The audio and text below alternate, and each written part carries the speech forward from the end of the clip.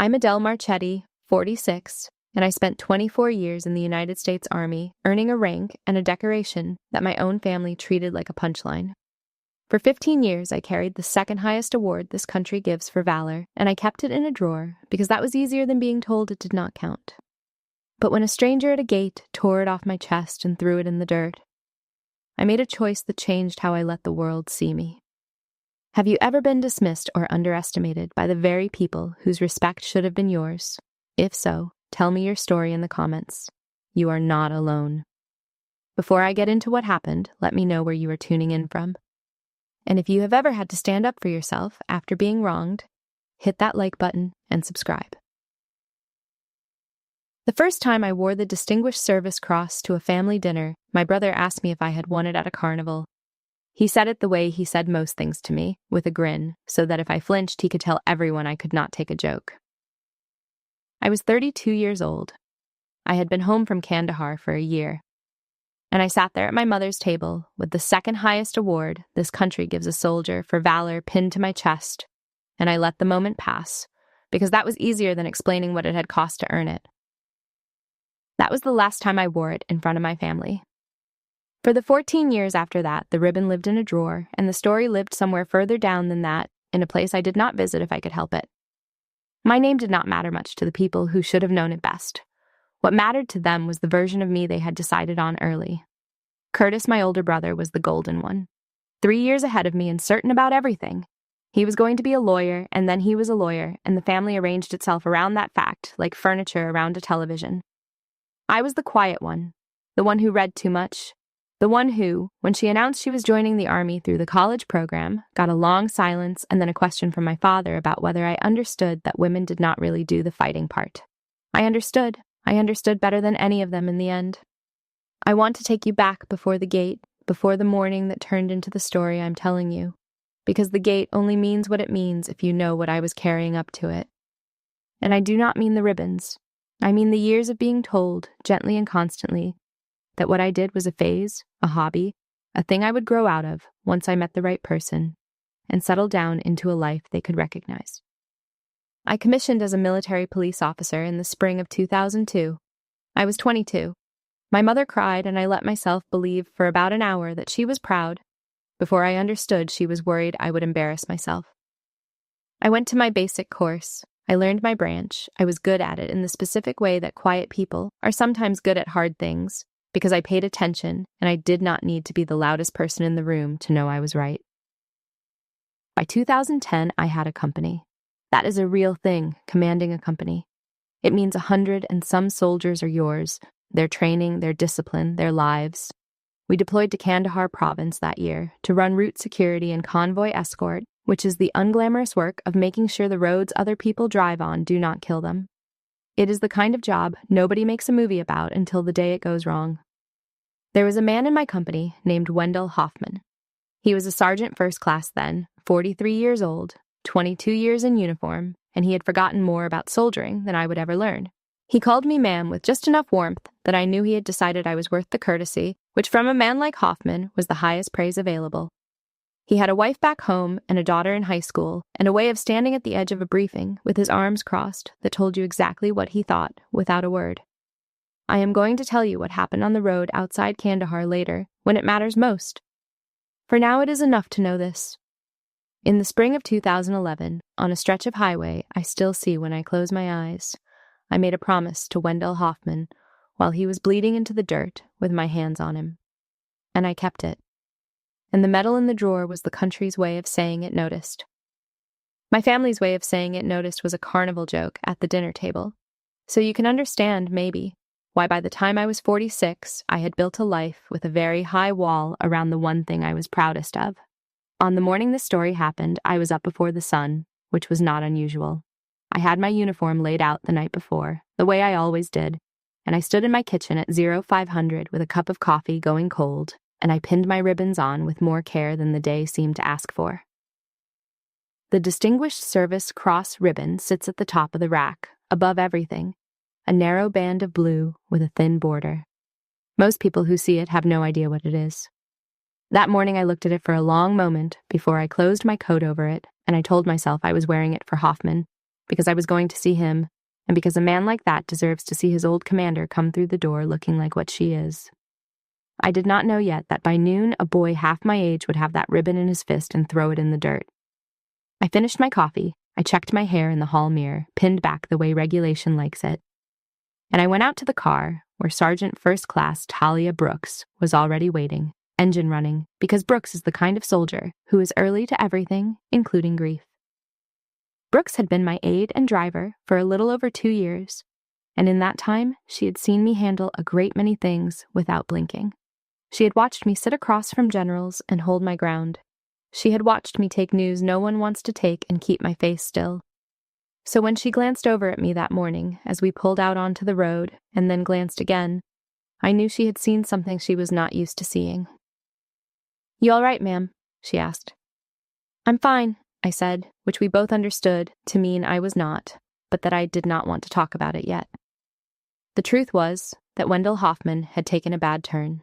The wounds from that road in 2011 had never fully left him, the way old wounds do not, and over the years they had compounded into the slow, grinding kind of trouble that lands a man in long-term care. He had been admitted to the Joint Military and Veterans Medical Campus the winter before, and I had visited when I could, but the last call from the staff had a different weight to it. They did not say the word. They did not have to. I had heard that particular carefulness in a voice before.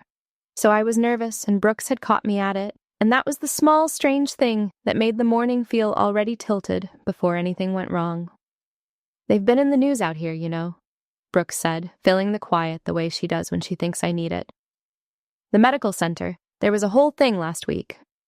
"What kind of thing?" "Stolen valor. Some guy was walking around the facility in a uniform he bought online, medals and all, telling people he was a wounded ranger trying to get folks to give him money. Turned out he'd never served a day. They arrested him right there at the entrance. It was all over the local stations. I remember thinking, in the mild way you think about other people's problems, that it was a shame. There is a particular anger that real soldiers feel about that kind of fraud, and I felt a version of it. What I did not do was connect it to myself, because why would I? I was not a fraud.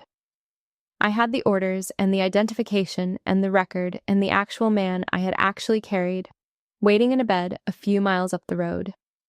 I have thought since about how certain I was, in that moment, that the fraud was somebody else's problem. That is the trap, I think, for people like me. When you have spent a lifetime being underestimated, you learn to brace against one specific danger that the world will think too little of you. It never occurs to you to brace against the opposite, that someone will look at the honest evidence of your whole life and decide it must be a lie. I had spent 15 years quietly worried that my medal made the people around me uncomfortable. It had genuinely never crossed my mind that it might make a stranger angry enough to put his hands on me. We passed the sign for the medical center, and Brooks slowed for the turn. I could see the campus ahead, the low buildings and the flag and the gate, and beyond it, somewhere on the 3rd floor, the window of a room where a man I had carried out of a war was waiting for me to walk in, looking like his colonel. I straightened in my seat. I put my hand flat over the ribbons, the way you touch something to make sure it is still there. And I told myself it was going to be an ordinary morning. What I did not know was that the young specialist working the gate that morning was the same one who had waved that fraud through the week before, that he had been humiliated for it, torn apart by his chain of command in front of his peers, told he had made the whole gate look like fools, that he had spent 7 days marinating in that shame, and had decided, somewhere in the wordless way that scared young men decide things, that he was never going to be fooled again, that he had turned his own embarrassment into a loaded weapon and was standing at that gate looking for someone to point it at. I did not know any of that. I just knew the traffic was backing up as we got close, and that my hands wanted something to do, so I pressed them flat on my thighs and looked out the window.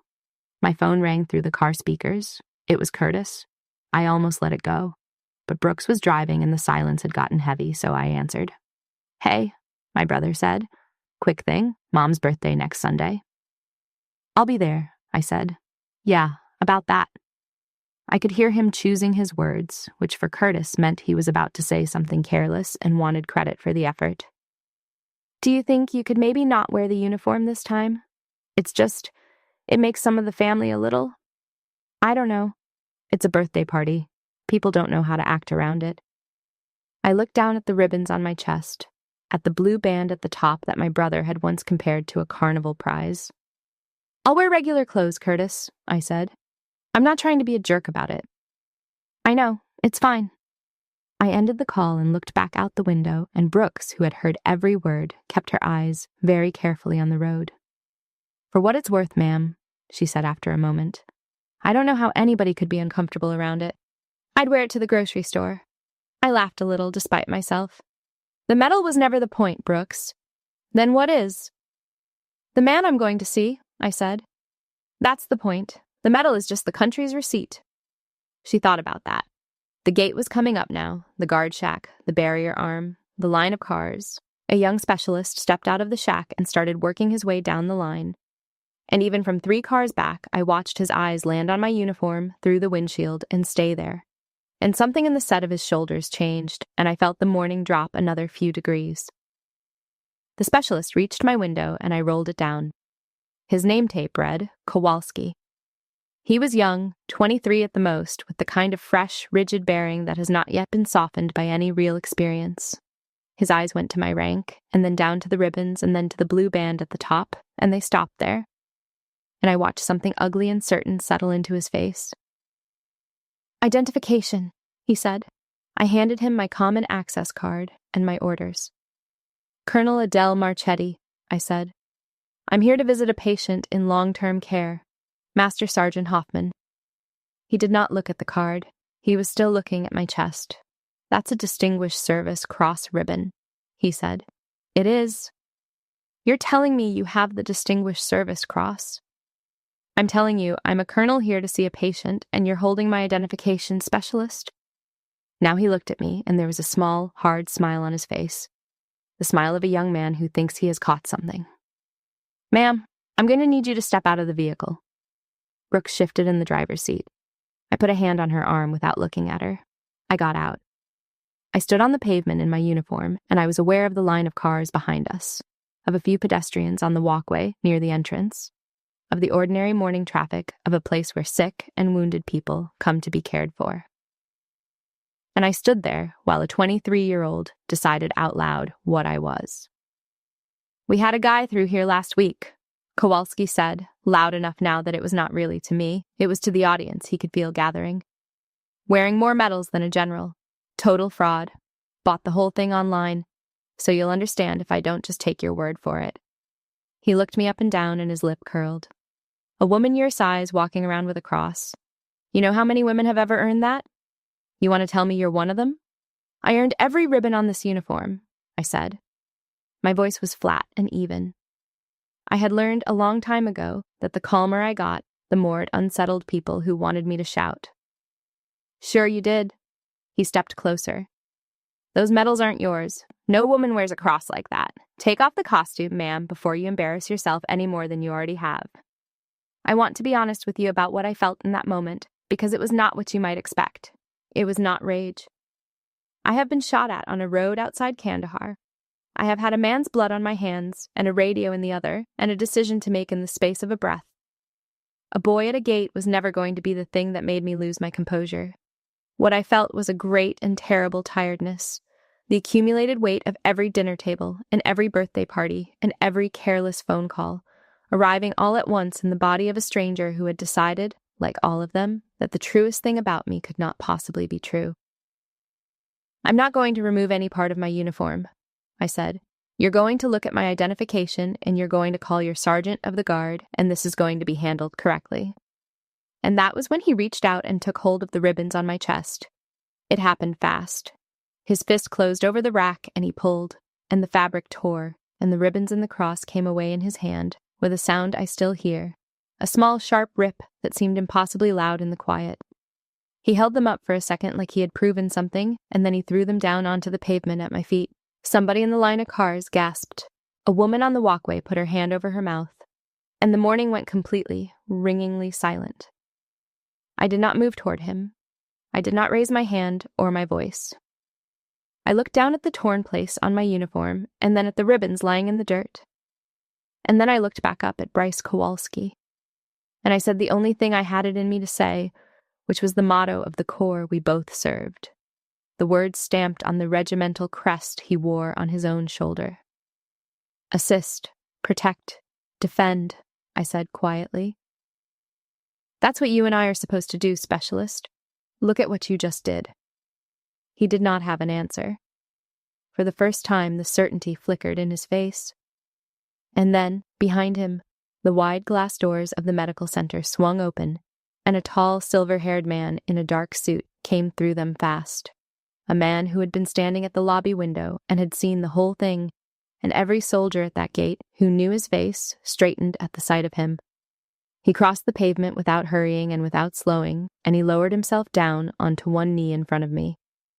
And with great care, in front of everyone, he gathered the torn ribbons up out of the dirt and held them in both hands. Everyone stays exactly where they are, he said in a voice used to being obeyed. Nobody moves. His name was Gerald Prewitt. He was 62 years old and retired now, a major general who had traded his stars for the directorship of the medical center, and once, a long time ago and a long way from here, he had been the brigade commander who signed the recommendation that put the Distinguished Service Cross on my chest. He had read my file when it was a stack of statements and a diagram of a road. He knew exactly what he was holding. He stood up slowly, the ribbons cupped in his hands, and he did not look at me first. He turned to the crowd, to the line of cars and the people on the walkway, and the young specialist standing frozen with his empty fist still half raised, and he began to read. He did not have the paper in front of him. He did not need it. He recited it the way you recite something that mattered enough to keep. For extraordinary heroism in connection with military operations against an armed enemy, he said, and the words carried across the pavement in the silence. Then Captain Adele Marchetti, United States Army, distinguished herself by acts of gallantry above and beyond the call of duty while serving as commander of a military police company during an enemy ambush in Kandahar province. Nobody moved. The woman on the walkway had lowered her hand. When the lead vehicles of her convoy were disabled and her soldiers came under heavy and sustained fire from 3 sides, Prewitt read, Captain Marchetti, with complete disregard for her own safety, moved on foot through the kill zone to reach her wounded. She personally returned fire to suppress the enemy, directed the extraction of 2 disabled vehicles, and carried a critically wounded senior non-commissioned officer more than 200 yards to a covered position, refusing evacuation herself until every soldier under her command was accounted for. I was looking at the pavement. I could not look at anything else. 15 years I had kept those words in a drawer, and now a man who had been there in every way that mattered was saying them out loud to a crowd who had just watched a boy tear them off my chest. Her actions that day saved the lives of at least 4 soldiers, Prewitt finished, and reflect the utmost credit upon herself, the military police corps, and the United States Army. He paused. Then he turned, finally, to Kowalski. The senior non-commissioned officer she carried out of that kill zone is a patient in this building. She came here this morning to sit with him, and you tore his colonel's decorations off her chest and threw them in the dirt. I have never seen a young man come apart the way Bryce Kowalski came apart in that moment. He did not fall down. Nobody touched him. But all the certainty went out of his face at once, and what was left underneath was just a scared 23-year-old who had understood, far too late, exactly what he had done. He went white. His mouth opened and nothing came out. His eyes went from Prewitt to me and then could not stay on me, could not hold it, and dropped to the pavement where the ribbons had been. A staff sergeant came running from the direction of the guard shack, the sergeant of the guard, drawn by the commotion, and pulled up short when he saw the director of the medical center standing in the middle of it, holding a torn set of ribbons. Prewitt turned to me, and his voice changed entirely, went quiet and almost gentle. Colonel Marchetti, he said, I am more sorry than I can say. This will be handled properly, I give you my word. But right now, is there anything you need? I looked at him. I looked at the ribbons in his hands, and I found that the only thing in the entire world I wanted had nothing to do with any of it. I'd like to go see Hoffman, I said. That's all I came for. Prewitt nodded slowly, and I saw that he understood, and that my saying it had told him more about me than the citation ever could. He pressed the ribbons carefully into my hands, folding my fingers over them, and he said he would send someone to walk me up. and he turned to begin the grim administrative work of a thing that should never have happened at his gate. Brooks was out of the car now at my side, her face tight with a fury she was too disciplined to voice. She walked with me toward the doors, and it was only when we were inside in the cool quiet of the corridor, out of sight of the crowd and the cars and the boy, that my hands finally started to shake. I had held them still through the whole thing, through the insult and the tearing and the citation. And now, with no one watching but Brooks, they shook so badly I nearly dropped the ribbons, and Brooks reached over without a word and steadied them with her own. I want to tell you something about composure, because people mistake it for strength, and it is not the same thing. Composure is a container. It holds what you feel so it does not spill onto other people or into a moment where it would do harm. But the feeling does not vanish because you have contained it. It waits. And when the danger has passed, when you are finally somewhere safe, it comes due all at once. With interest, I had held that entire gate together with nothing but my stillness, because somebody had to, and the boy could not, and the crowd could not. So it fell to me the way these things always seem to. And now, in a cool corridor that smelled of disinfectant and floor wax, the bill came due, and my body paid it in front of the only person I trusted to watch me pay it. "You didn't give him a thing, ma'am," she said quietly. "Not one thing. I don't know how you did that."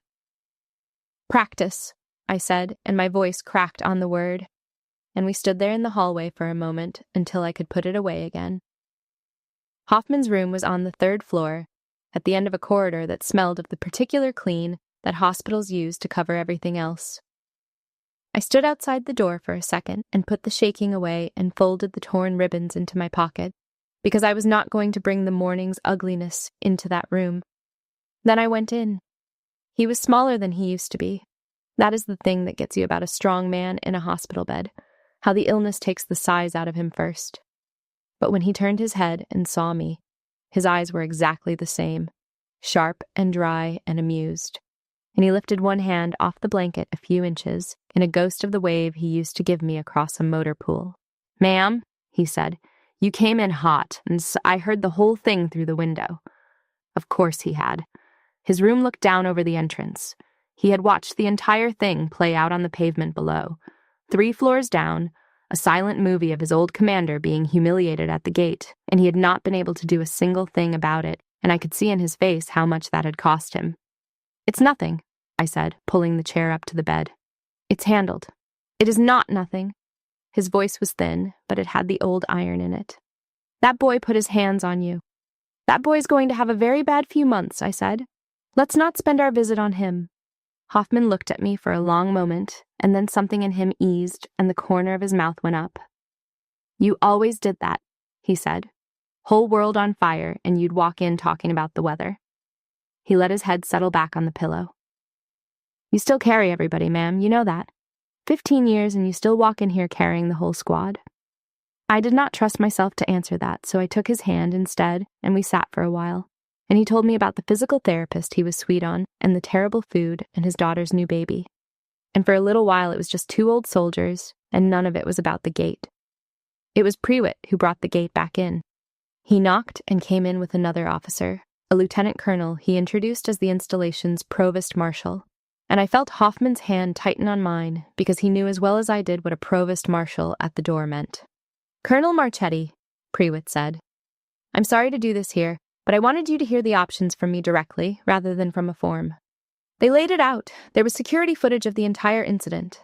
There were more than a dozen witnesses. The torn uniform would be logged as evidence. Specialist Kowalski was already relieved of his post and confined to the guard office pending action, and the range of that action was wide. A formal report could support anything from administrative punishment up to a court-martial referral.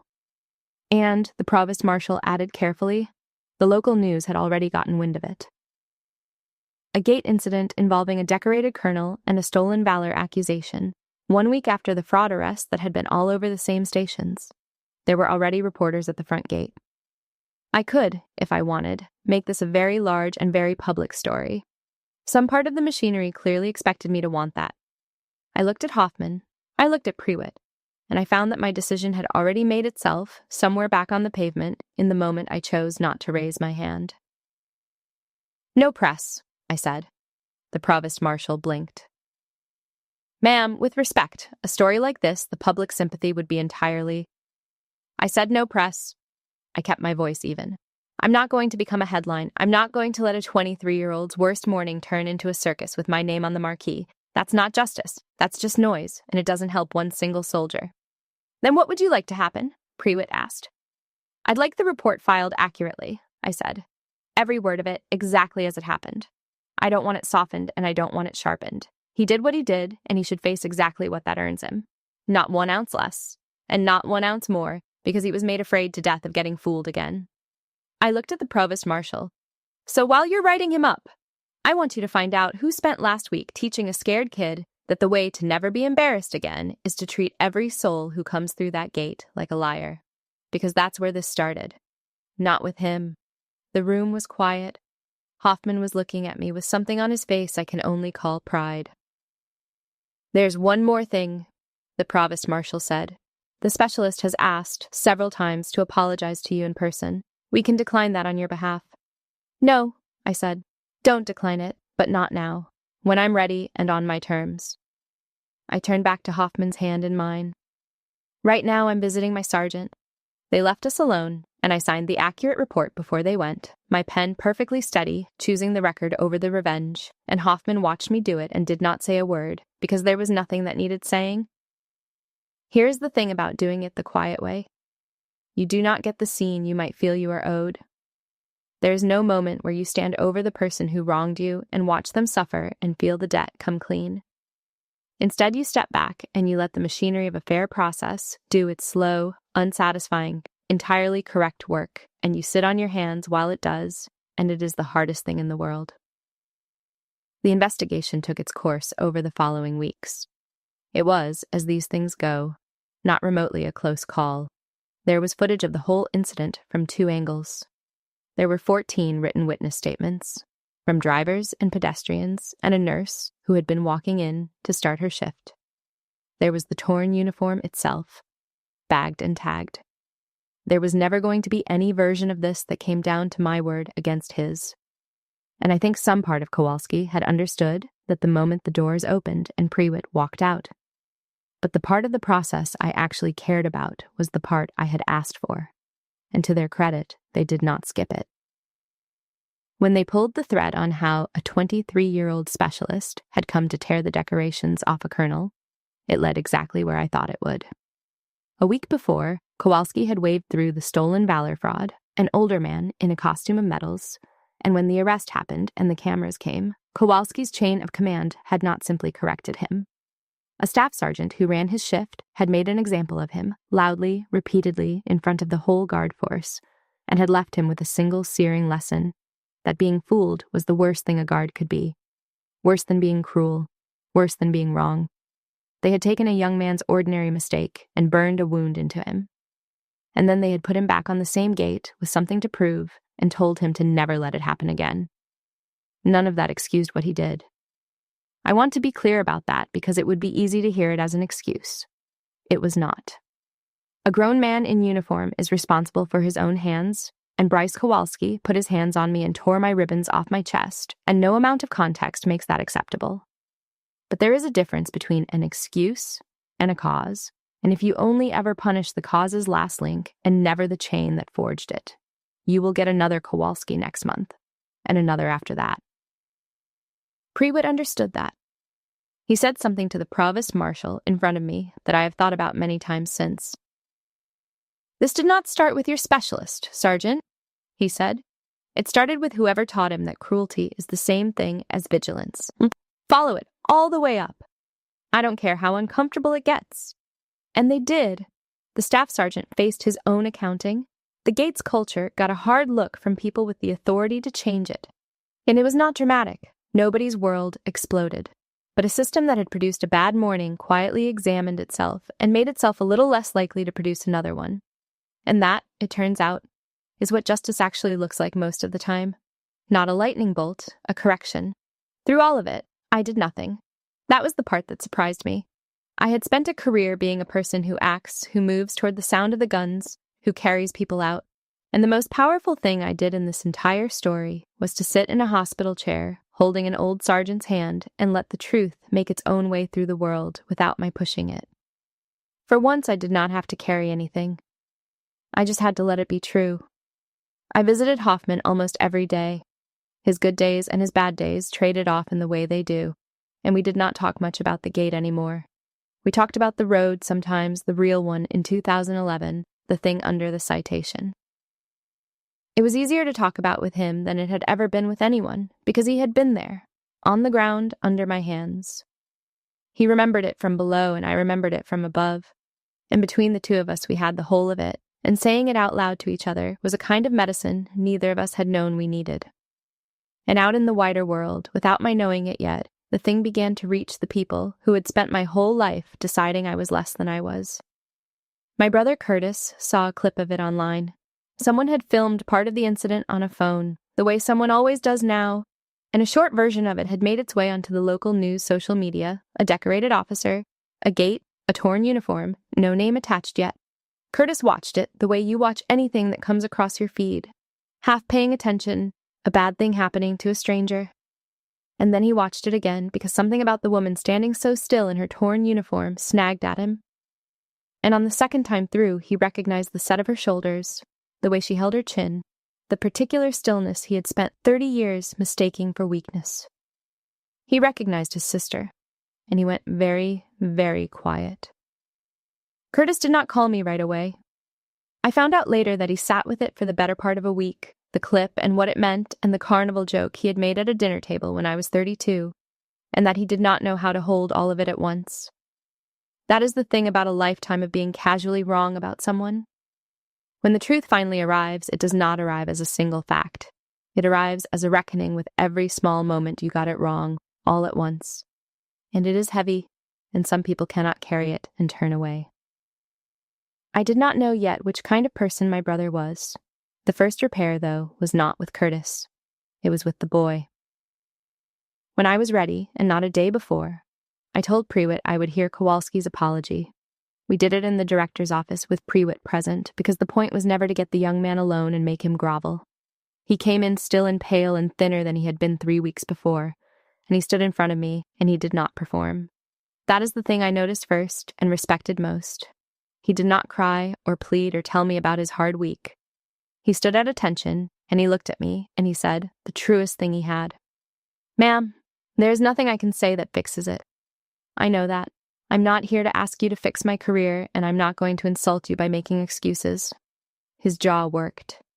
I did the exact thing I joined up to stop other people from doing. I decided I already knew the truth about somebody, and I put my hands on them for it. "I don't want you to save me, ma'am. I want to know how not to be the person who did that. That's all. If you'll tell me, I'll listen." I looked at him for a long moment, and I made a decision that I think surprised both of us. I did not give him absolution. He had not earned it, and it was not mine to hand out cheaply. But I gave him something I thought might be worth more, which was the truth about what he had actually torn off my chest. I told him about Wendell Hoffman.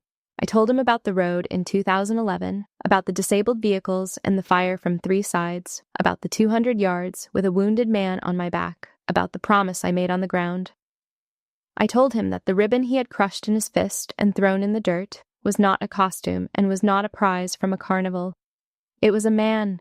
It was a specific man, 3 floors up in this very building, who was alive because of the thing that ribbon stood for, and who had watched from his window while a soldier tore it off his colonel. "You didn't insult me," I told him. "I've been insulted my whole life by people who love me, and I survived all of it. What you did was throw that man's life in the dirt. If you want to know how not to be the person who did that, that's where you start. You start by understanding that every single soul who comes through your gate is carrying something you cannot see, and the entire job, the whole of it, is to protect them, not to appoint yourself the judge of whether they've earned your respect." He was quiet for a long time. Then he nodded, once, and said, "Yes, ma'am." And I believed him. Curtis came the following week. He drove 3 hours to do it in person, which for my brother was itself a kind of statement, and he found me in the hospital lobby, waiting for the elevator up to Hoffman's floor. And he stood there in front of me looking like a man who had rehearsed a speech and lost all of it. "I saw the video," he said finally. "Adele, I saw what that kid did, and I've been trying to figure out how to say this, and there isn't a good way, so I'm just going to say it badly." He took a breath. "I've been that kid your whole life, not with my hands, but I've been tearing that thing off your chest at every dinner for 30 years and calling it a joke. And I never once asked you what it was for." I did not make it easy for him. I want to be honest about that. A lifetime does not get wiped clean by one drive and one good sentence, and I was not going to pretend it did. But I did not close the door either. I have learned that forgiveness is not a gift you hand over all at once.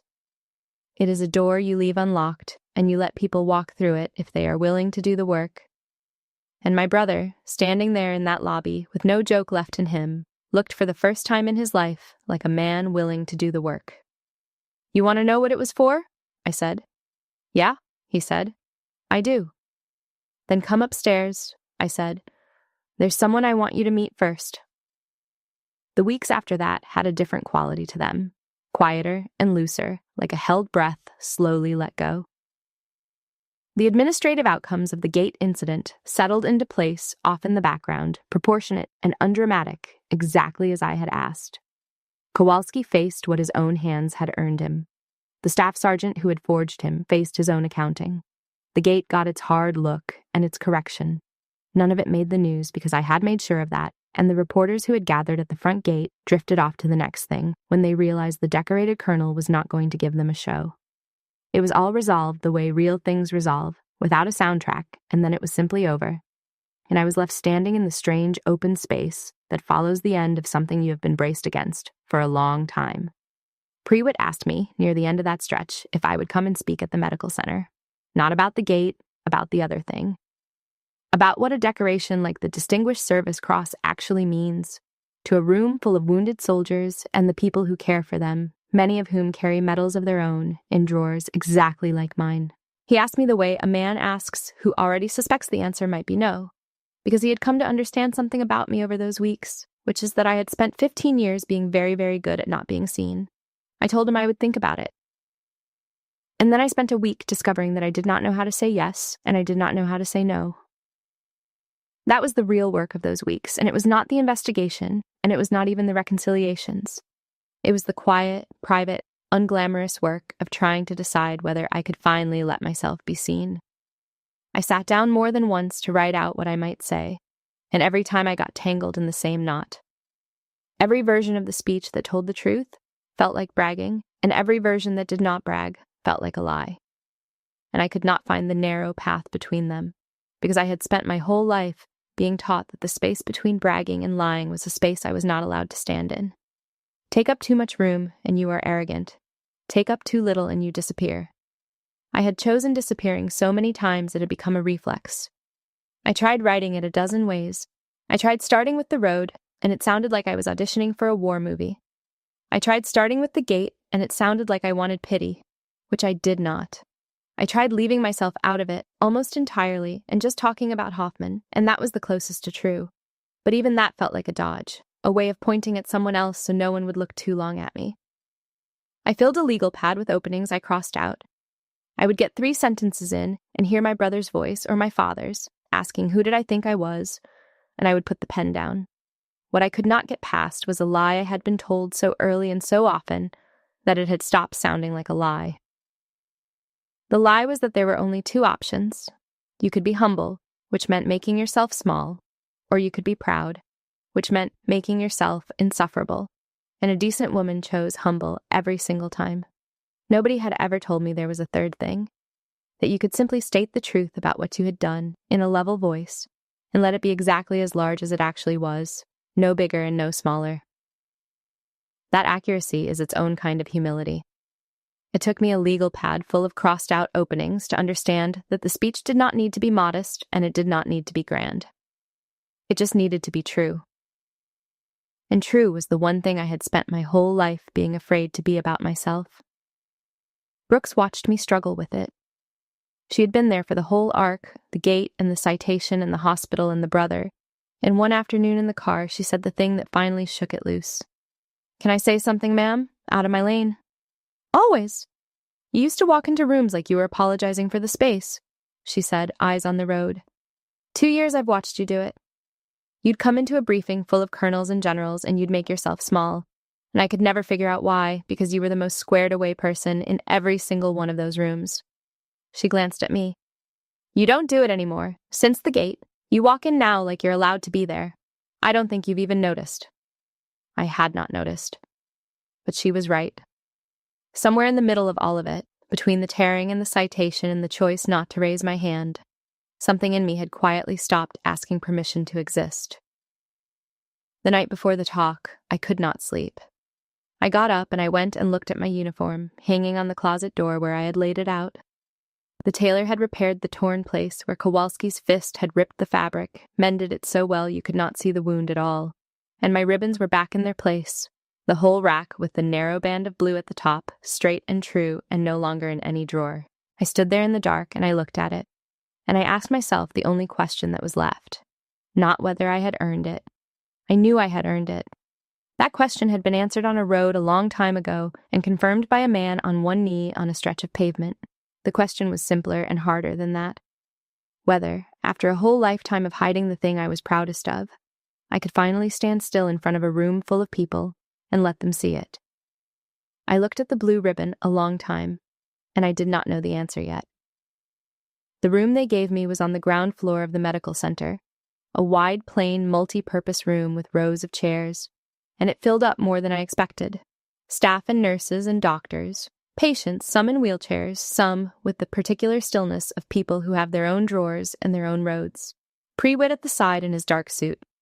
Brooks near the back with her arms crossed and her chin up, ready to be proud of me whether I earned it or not. And in the front row, in a wheelchair, wrapped in a blanket despite the warmth of the room, was Wendell Hoffman. They had brought him down. He had insisted, I found out later, had made the staff promise, because he was not going to watch this one through a window. I stood up at the front and I looked out at all of them, and for a moment the old reflex reached for me, the pull to make myself small, to get through it, to say something modest and true enough, and sit back down before anyone looked too long. And then I looked at Hoffman in the front row, and I let the reflex go. I did not talk about the gate. I told them about the road. I told them plainly, the way I had learned to tell it to Hoffman, without heroics in my voice, because the thing does not need any. I told them what a convoy sounds like when it comes apart. I told them about the fire from 3 sides and the disabled vehicles and the decision you make in the space of a breath when your soldiers are down in the open. And I told them about carrying a man 200 yards, a man who kept telling me between his teeth to put him down and save myself, and how I told him no, and how I had made him a promise on the ground with my hands pressed to the worst of it, that he was going to see his daughter graduate, and that I was not going to be the one to break it. People think a medal like this is about the person wearing it, I said. It is not. I want to tell you what it is actually about. And I looked down at the man in the front row. It's about him. Every ribbon in this rack is a person. That one at the top is the man sitting right there. His name is Wendell Hoffman, and he is the reason I'm able to stand up here. Because a country decided that carrying him out of that road was worth its second highest honor. And they were wrong about only one thing. They thought they were giving it to me. They were giving it to us. Hoffman lifted his hand off the blanket. It was not steady the way it used to be, but he reached up and I understood what he wanted. And I stepped down off the little riser and I knelt in front of his chair, and he put his fingers on the ribbons on my chest, on the narrow band of blue at the top. And he held them there for a moment, and neither of us said anything, and neither of us needed to. The whole room was quiet. Somewhere behind me, I heard Brooks give up on being disciplined about it. Curtis was in the back. He had asked if he could come, and I had said yes, and he sat through the whole thing without a single joke in him. And afterward, he came up, and he did not try to make a speech. He just put his arms around me, ribbons and all, and he said, "I'm sorry it took me 30 years. And then he asked me quietly if I would tell him about the road sometime, really tell him, and I said I would, and this time I meant it. And so did he. There was one more thing, As the room emptied, I saw a young man standing at the very back in civilian clothes, holding his hat in his hands. Bryce Kowalski. He had asked Prewitt if he could attend, and Prewitt had asked me, and I had said yes to that too. He did not approach. He was not there to be seen or forgiven again. When our eyes met across the emptying room, he came to attention, and he rendered a slow, correct salute, the kind you give something you finally understand the weight of. And then he put his hat on and he left. I returned it. That was all. It was enough. Brooks drove me home that evening. The sun was going down and the ribbons were still on my chest. And for the first time in 15 years, I did not want to take them off and put them in a drawer. We rode in a comfortable quiet for a while, and then she glanced over at me, the way she had that first morning, and this time she smiled. "Good day, ma'am," she said. "Yeah?" I said. "It was. Let me tell you what I learned at a gate one morning, in case you need it, because I think some of you might. If somebody has spent your whole life telling you that what you did does not count, that you are smaller than you are, that the truest thing about you cannot possibly be true, I know how heavy that gets, and I know how tempting it is to either shrink down to the size they gave you, or to burn the whole thing down to prove them wrong. But there is a third way, and it is the harder one and the better one. You do not have to tear anything off of anyone. You do not have to raise your hand or your voice. You just have to stand still and stop hiding the thing you are proudest of, and let the truth be louder than they are. It always is, in the end. You just have to stop covering it up long enough to let it be heard. If you have ever kept the thing you were proudest of hidden in a drawer because someone made you feel it did not count, I would love to hear about it in the comments. Do you think I was right to keep it out of the press, or would you have wanted the whole world to see? And have you ever had someone who dismissed you for years finally come to understand what you carried? Tell me below, because I read everyone. If this story meant something to you, hit subscribe and stay with me, and thank you for being here.